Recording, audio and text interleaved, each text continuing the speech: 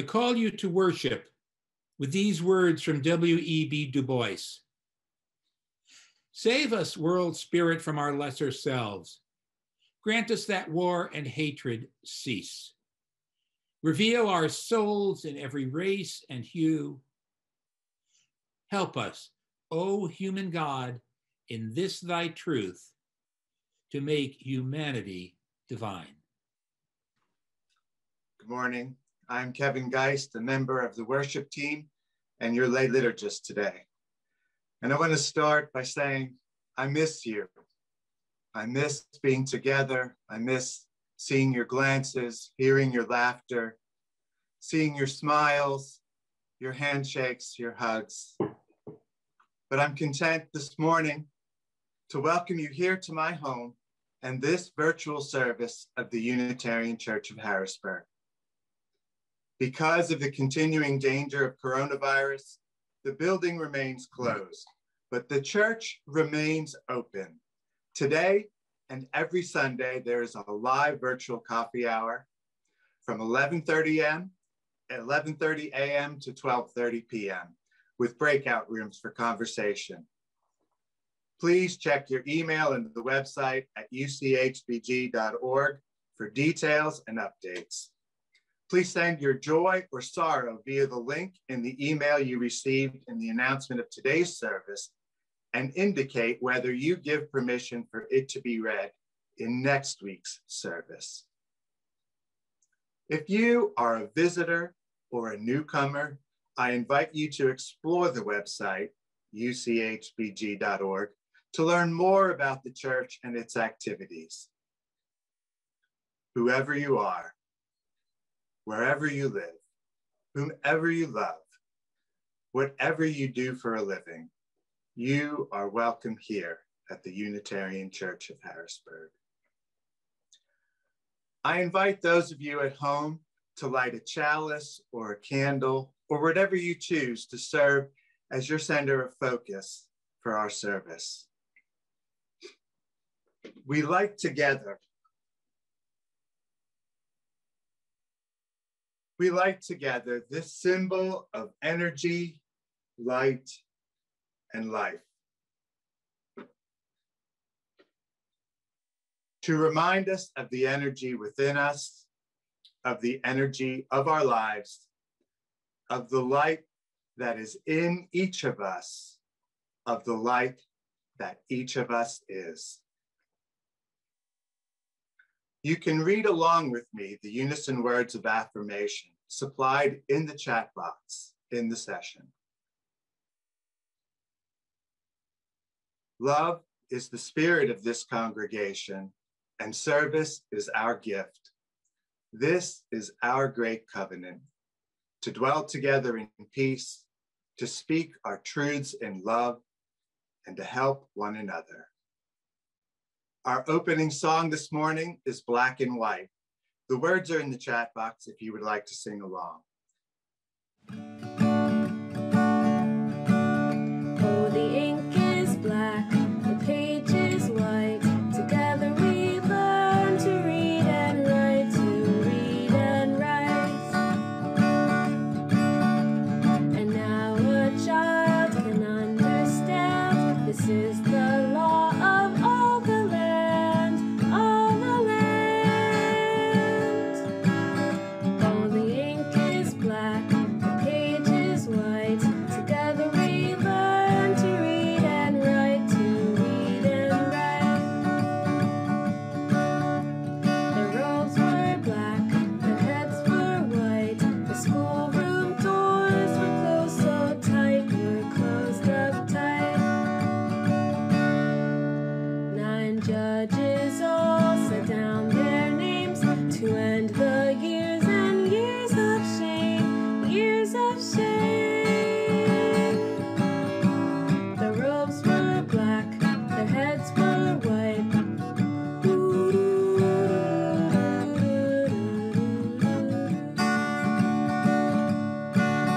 Oh, the slate is black, the chalk is white. The words stand out so clear and bright, so clear and bright. And now I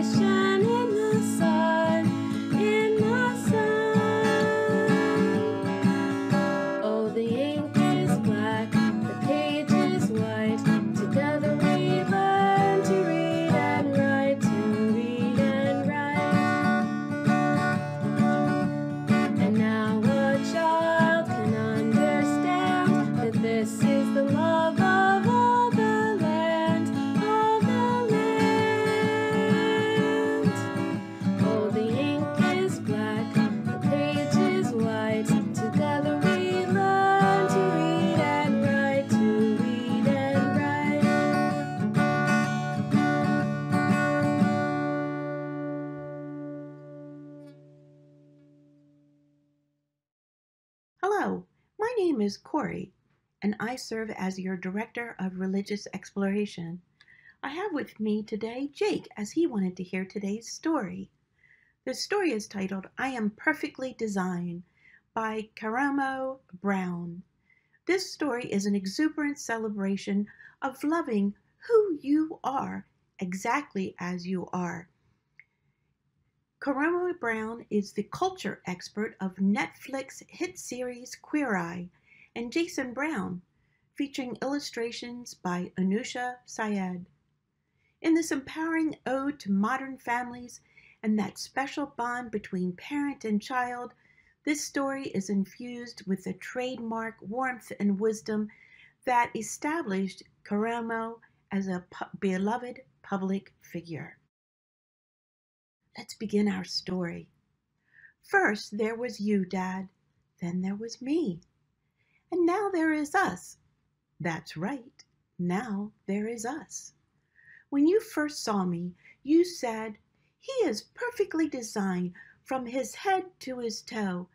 And I meant every word. Still do.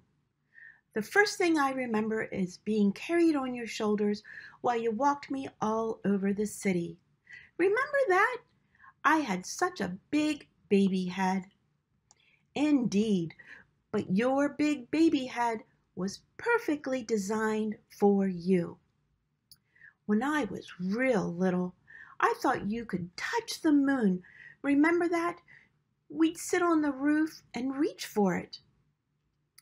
One day, you'll be big enough to reach it yourself, but until then, it's perfectly fine to ask for help. Remember when we went as syrup and waffles for Halloween, Dad? Ha, I do. That was awesome. I wonder what will be this year. When I run in the park, jump in the park, climb trees in the park, and pretend I am a statue in the park, you remind me I am perfectly designed to explore the world. You are, and you will always be. Sometimes, Dad, when I am bad or sad or confused, you wrap me in your arms. I like that. Me too, and I remind you that you are perfectly designed and wonderful, no matter what you're feeling.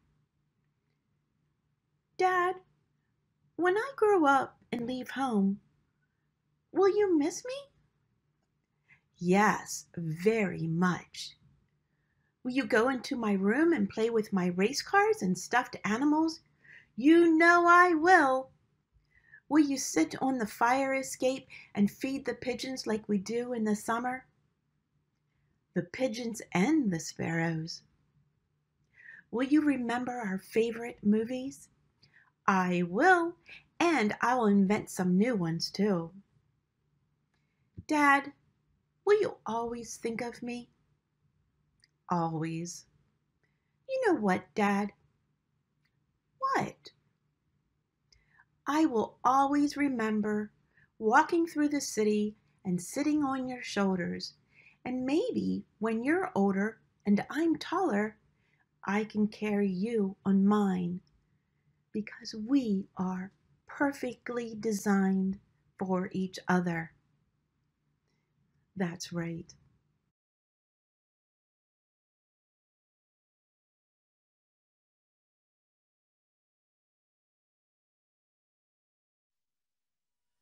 Over my head,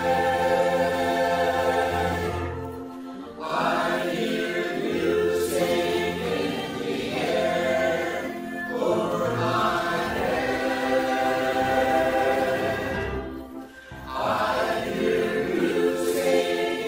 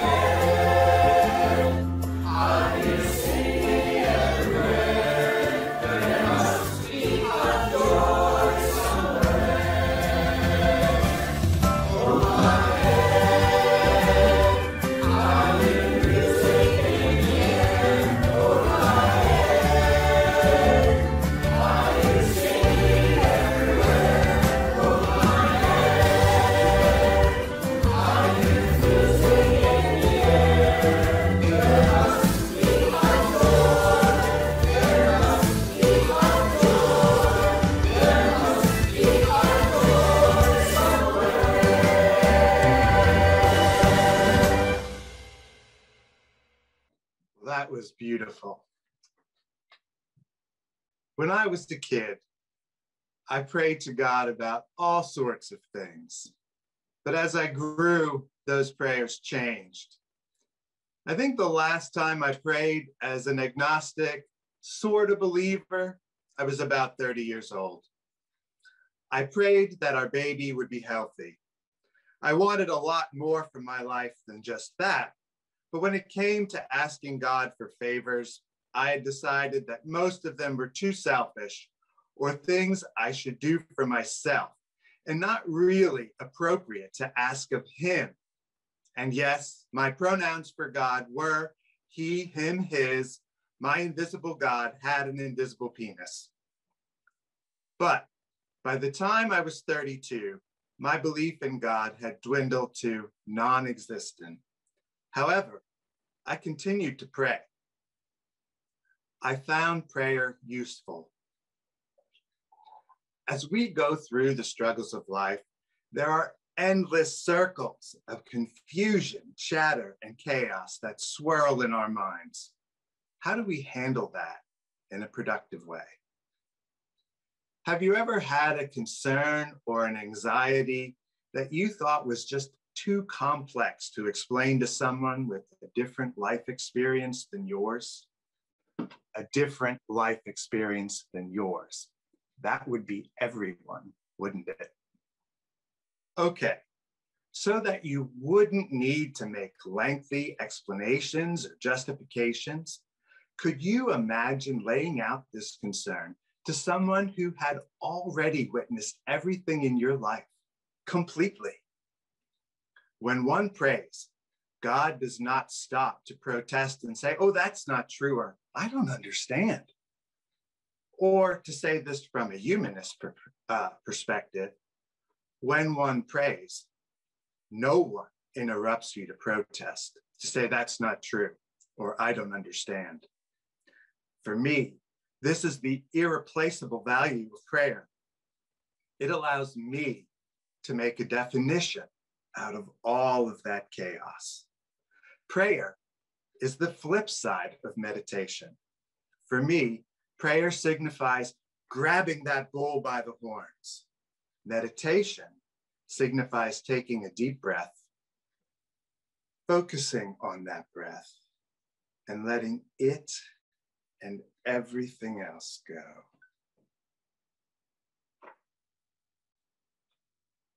I see myself as a humanist, but while many humanists may feel they've derived no value from religion, I have, and I'm pretty sure I wouldn't have stumbled upon prayer as a method to make definition out of my mental chaos without it. In the 1990s, I was a member of a discussion group made up of gay people, and I entered the room during a discourse between a white woman and a Black woman. The white woman had said that being gay had a far greater impact on our lives than our race, and that laws protected people based on their race, but in that era, not based on sexual orientation. The Black woman stood to speak.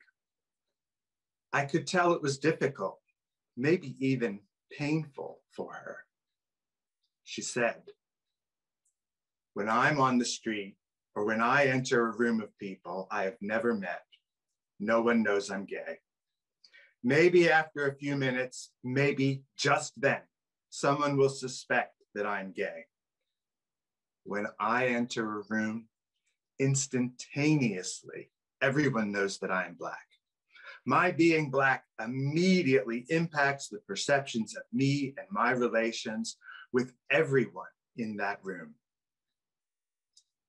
That gay Black woman's perspective on her Blackness as being far more significant in her daily life than her gayness resonated with me.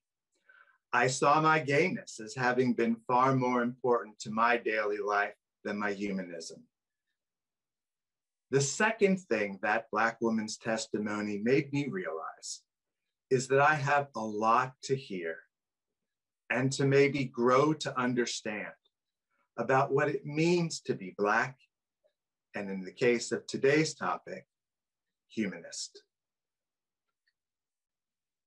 Today, in this congregation, someone is hurting or in sorrow. Today, in this congregation, someone is anxious because of the events in the world. Today, in this congregation, someone is lonely.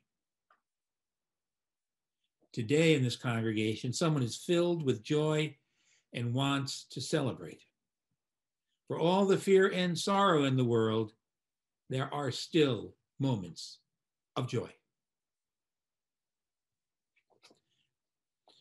We have had one concern submitted from our member, Darlene Kavaternick.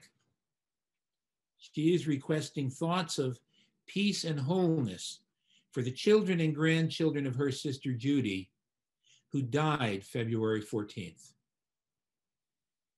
So we send our thoughts and our love to Darlene and her family in this time of loss, and support for her in her love for her nieces and nephews and grandnieces and grandnephews. Now, there are no doubt other concerns and even some joys in the congregation today. And we acknowledge those also, even if they are unspoken. For we hear the words of the people. We hear the people who place their joy and sorrow before this community. And when they do, they share their words in love and trust. Love for those whose names have been spoken and love for those who hear. Trust in the acceptance of the community and trust in the continuity of life. When there is birth, life goes on. When there is death, life goes on. When there is joy, life goes on. When there is sorrow, life goes on. May we always live in trust and in love, that all joy might be shared and all sorrow comforted. Let us make it so.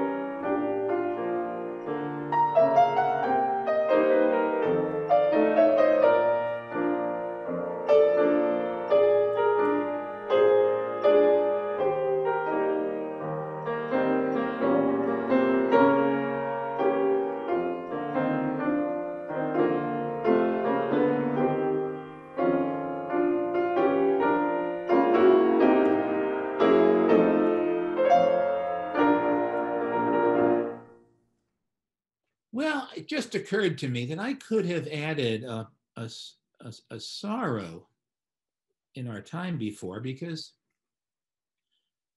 it's part of what I'm talking about. Things are just not happening because of COVID. It's otherwise give order and shape to our lives and fulfillment as well as challenge. During February, I usually take part in a program of the United Way called Celebrity Read. This is a program that brings high-achieving adults into classrooms in urban schools in and around Newark, New Jersey. The readers include business people, lawyers, artists, politicians, firefighters, police officers, clergy, and more. We each read a book or a story to the children in a classroom, lead a discussion about that story with them, and then talk about the importance of reading in our own lives and careers. Due to the pandemic in 2021, I am missing one of the most rewarding of my volunteer experiences. A few years ago, I I read to a third grade class at the Dionne Warwick Academy, an elementary school in East Orange, New Jersey. This is a school district that is 87.6% Black. I read to them excerpts from Voice of Freedom, Fannie Lou Hamer, The Spirit of the Civil Rights Movement, a biography in verse. So then I said, do any of you know who Fannie Lou Hamer was? Hands shot up. I learned about her for Black History Month, said one child. And the others all nodded and said, I did too. Well, February is Black History Month, and today's sermon is in honor of that. Now, the existence of humanism within African American religion and culture is an inconvenient truth. It is inconvenient for white people unfamiliar with the diversity of African American religious affiliations and practices. It is inconvenient for those African American Christians who consider their faith to be normative for their community. The assumption that all African Americans are Christians is a widely held one, shared by many Black and white Americans. However, there is ample historical evidence that aspects of Islam and African religion survived the Middle Passage and slavery. Today, Islam, Yoruba, Buddhism, and religious humanism are minority but durable aspects of religion among African Americans. Several scholars have documented the diverse history and present-day reality of African American religion in volumes readily accessible to the average educated person. This morning, I referred to two books by Rice University professor Anthony Pinn, The Varieties of African American Religious Experience, and a more recent book, Writing God's Obituary, How a Good Methodist Became a Better Atheist. And also a book by the late Florida State University professor William R. Jones, Is God a White Racist? And finally, a book by historian Christopher Cameron of the University of North Carolina at Charlotte, Black Freethinkers, A History of African American Secularism. Pinn is African American, humanist, and a Unitarian Universalist. He is built on the work of the late William R. Jones, also an African American, humanist, and Unitarian Universalist. Both are academics.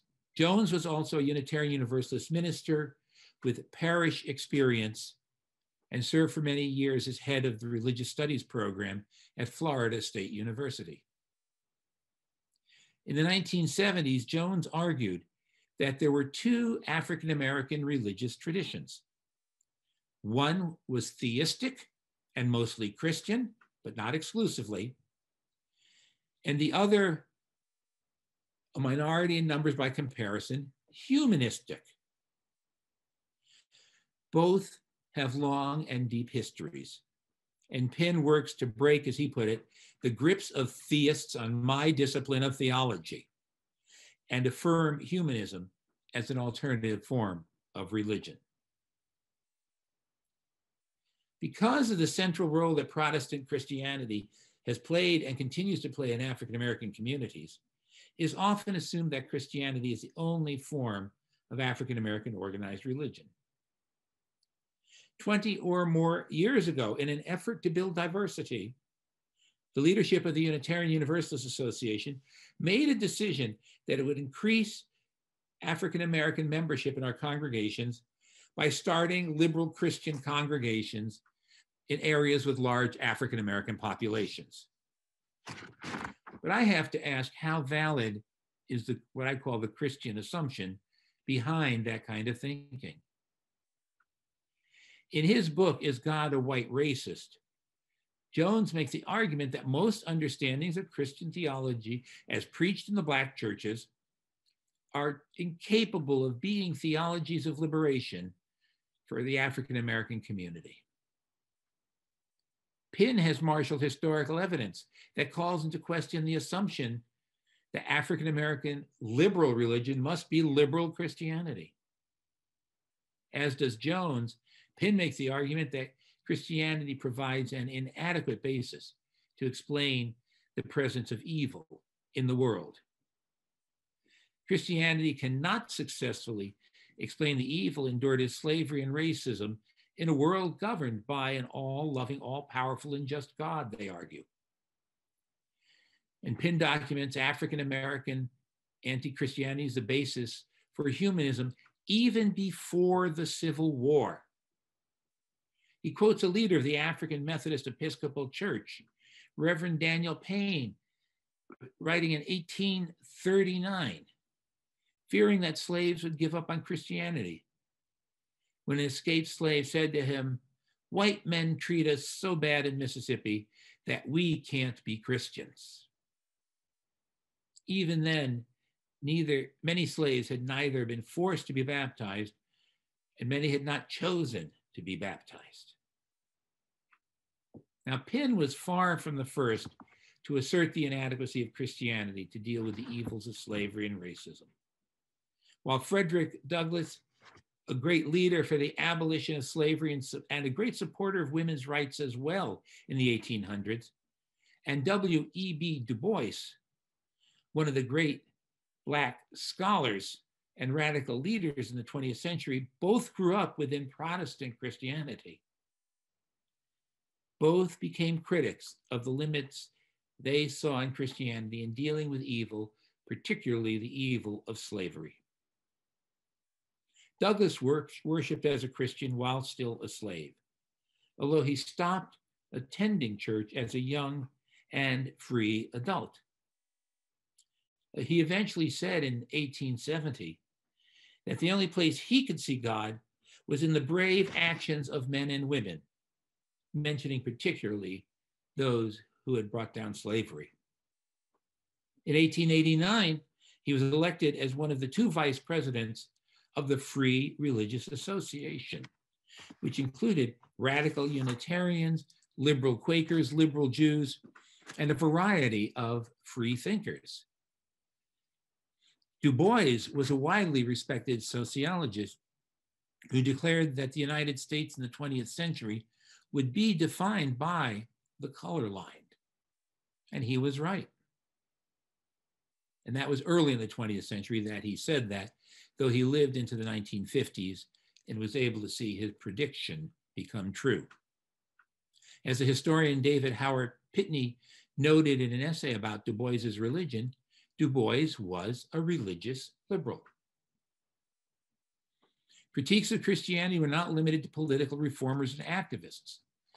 James Weldon Johnson, the author of God's Trombones, which is a compilation of Black preaching, and many poems, including the one set to music as Lift Every Voice and Sing, was a writer, a leader in the Harlem Renaissance in the early 20th century, the first paid staff member of the National Association for the Advancement of Colored People, and in matters of religion, an outspoken agnostic.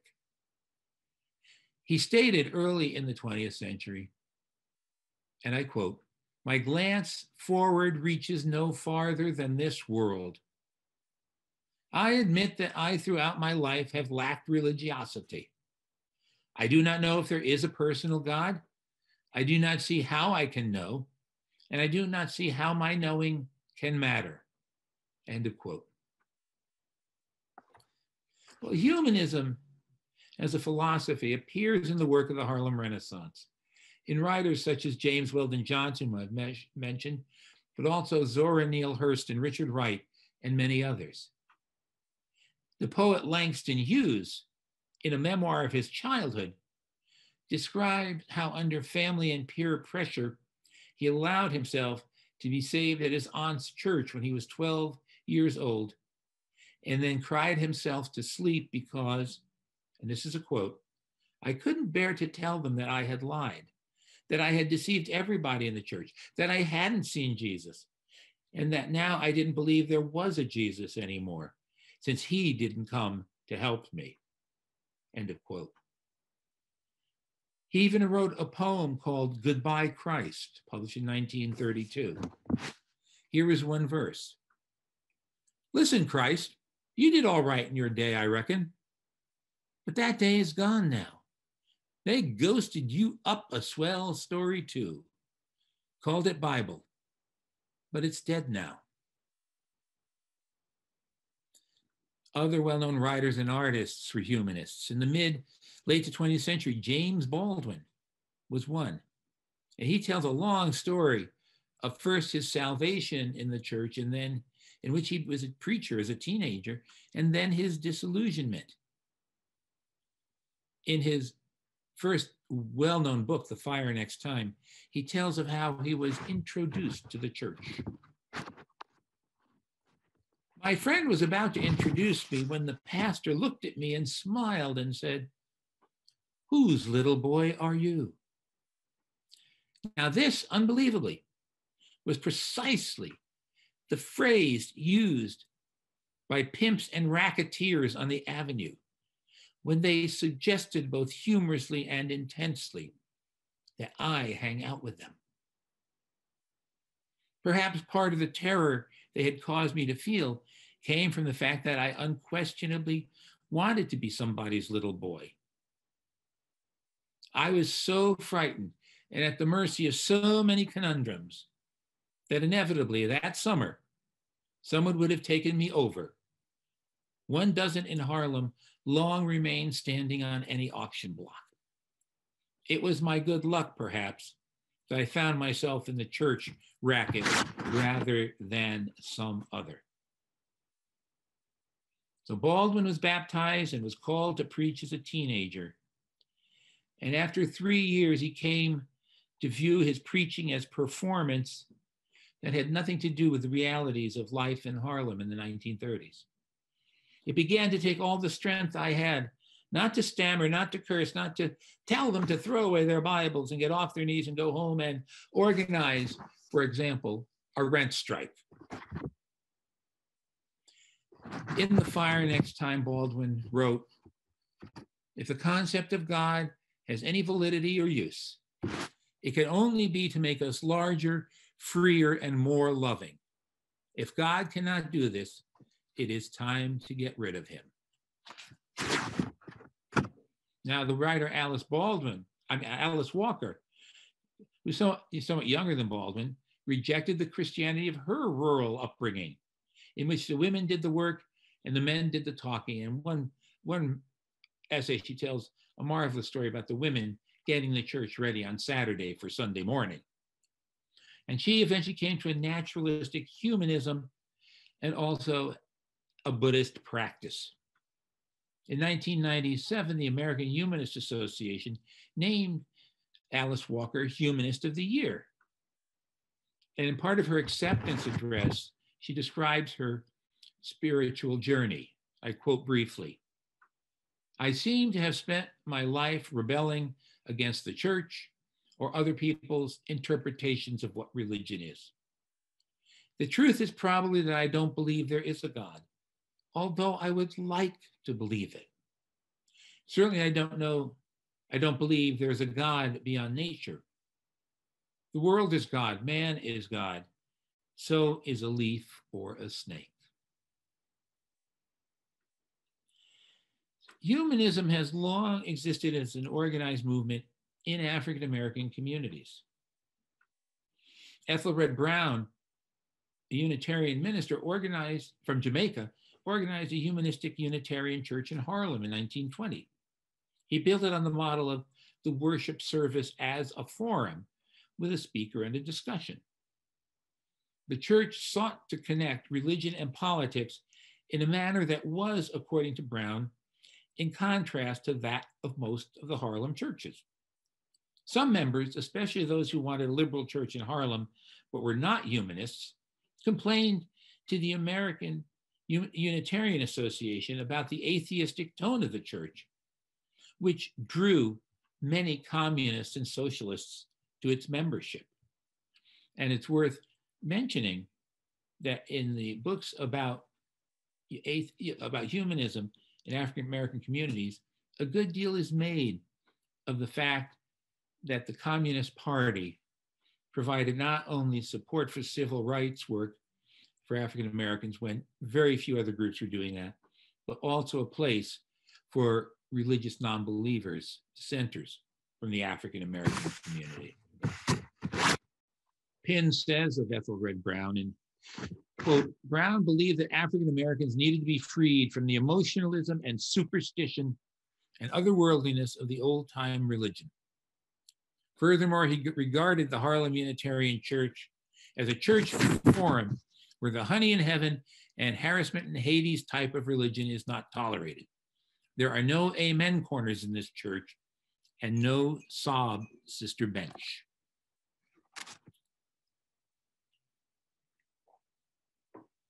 The white leadership of the American Unitarian Association never grasped that Brown was a well-respected member of the Harlem clergy whose ministry truly deserved denominational support. That had occurred to some of the Unitarians in the New York area, and he received support from several of those, including Donald Harrington, then senior minister of the Community Church of New York. Brown had been, and in fact was, invited repeatedly to be a guest preacher at the Abyssinian Baptist Church, then as now one of Harlem's leading churches. But without denominational support, the Harlem Unitarian Church did not long outlive its founder's death in 1956. In 1947 in Chicago, Louis A. McGee organized the Free Religious Fellowship, also affiliated with the American Unitarian Association. McGee sought to promote humanism in Chicago's African American community, and different from the experience of the Harlem Unitarian Church, this fellowship continued after McGee's requirement. Its members were mostly, but not exclusively, African American, and they were active in the NAACP, the Civil Rights Movement, and other movements for social transformation. Now today, in 2021, there are African American Unitarian Universalist humanists, and there have been for many years. There are also Unitarian and Universalist congregations in Europe, Africa, Asia, Latin America, and Canada. And some of these identify as liberal Christian, and some identify as humanist. There are also non-UU organizations of Black humanists. One is called Black Nonbelievers Incorporated, which is based in Atlanta and has branches in 13 states and the District of Columbia.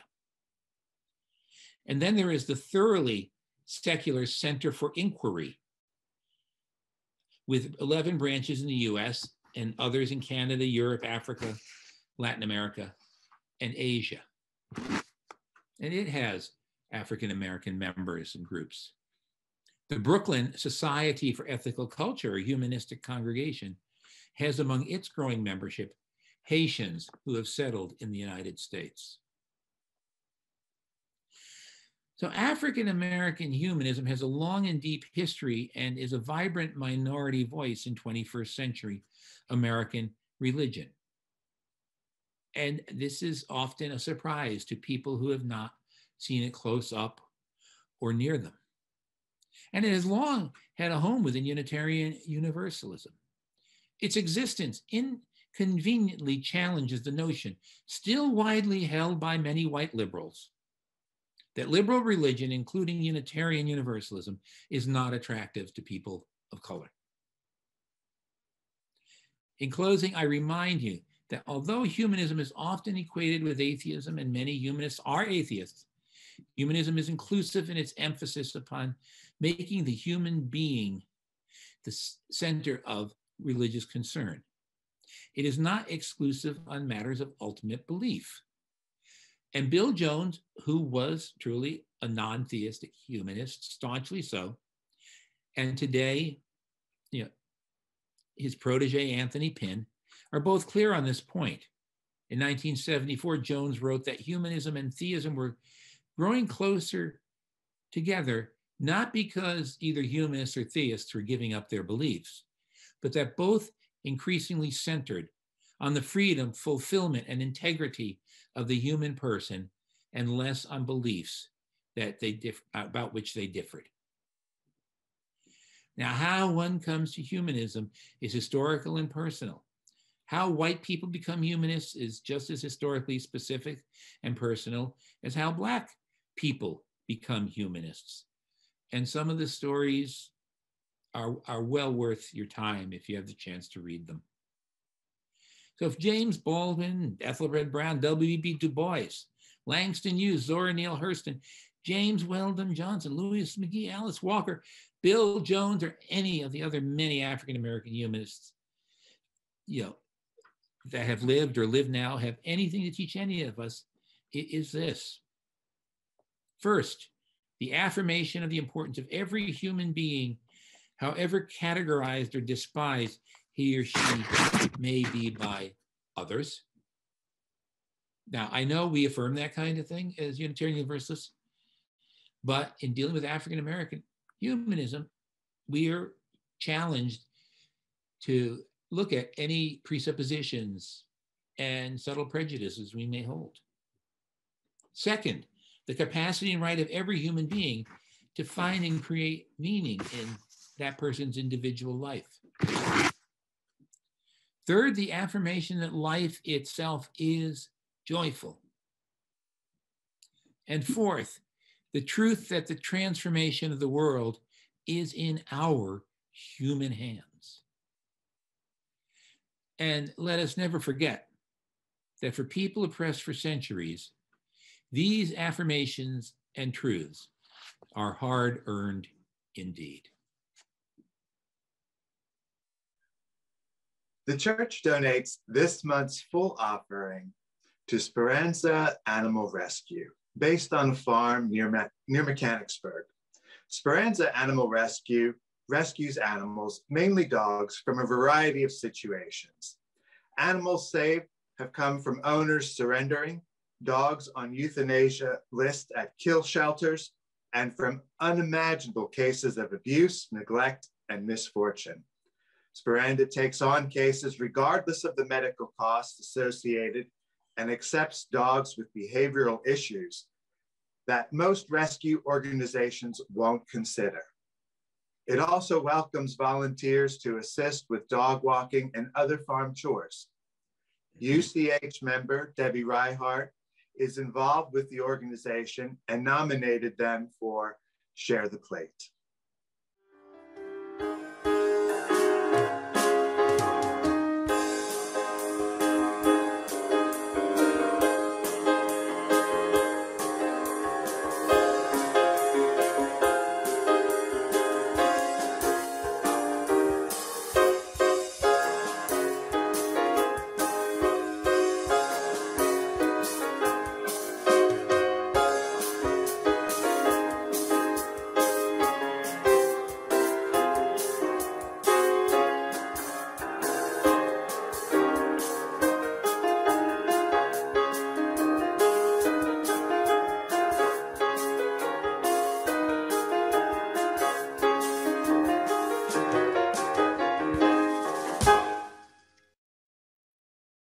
Hello everyone, I'm Laura Ettinger and I'm happy to be providing the update this morning on behalf of the Ministerial Search Committee, or the MSC.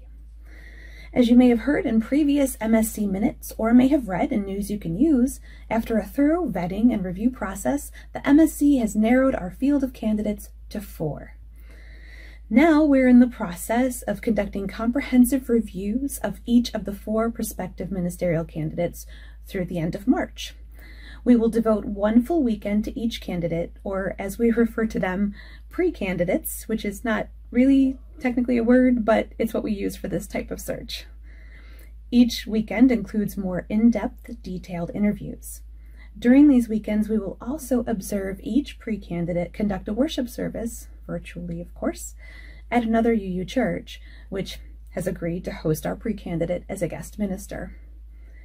And the search committee has other activities planned to further engage with each pre-candidate each weekend, including, all virtual of course, dinner and a show, a tour of the church building and grounds, a tour of the Harrisburg sites, and anything else we can think of to make each weekend interactive, fun, and informative. As you can see, the search process is as thorough as it realistically can be. The process is designed so that a congregation's decision to call a minister and that minister's decision to accept the call are informed decisions. In April, we will announce the final candidate to the congregation. And the congregation will have multiple opportunities to meet the final candidate recommended by the MSC. Meetings will occur at the end of April or the beginning of May during a weekend known as Candidating Week. And that week will culminate in a congregational vote on whether to call the candidate presented by the MSC. Many UCH members have requested that we remind the congregation on the whole that most ministers will not accept a congregation's call unless the vote of those present at that particular congregational meeting, which will be a separate meeting just to call the minister, that percentage of people voting in favor is 90%. Many ministers prefer that the percentage to be 95% or more. So it's very important that you're at that meeting. And we, of course, hope to present to you a candidate that will make this the easiest vote. So thank you for all your good vibes, your support, and we look forward to keeping you informed of the process as we move forward. Thanks. Well, this is indeed an exciting time in the life of this congregation with the search for the next settled minister. And I want to thank Laura Ettinger for her update today. But now I ask you to enter into a spirit of reflection, focusing on these words from Alice Walker. It is the song of the people, transformed by the experience of each generation, that holds them together. And if any part of it is lost, the people suffer and are without soul.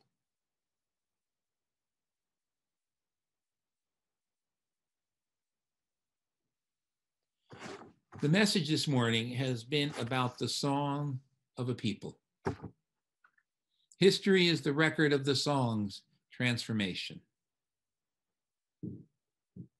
Each people deserves to have its song, that is its history, known and respected. In knowing the history, a people is better able to live fully in the present, so that, in the words of W.E.B. Du Bois, they help to make humanity divine.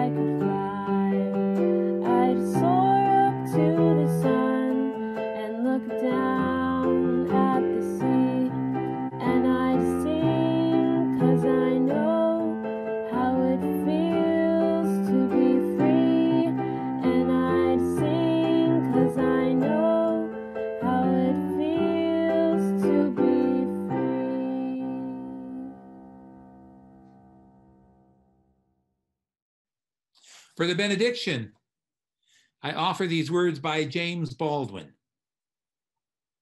To accept one's past, one's history, is not the same thing as drowning in it. It is learning how to use it. An invented past can never be used. It cracks and crumbles under the pressures of life like clay in a season of drought.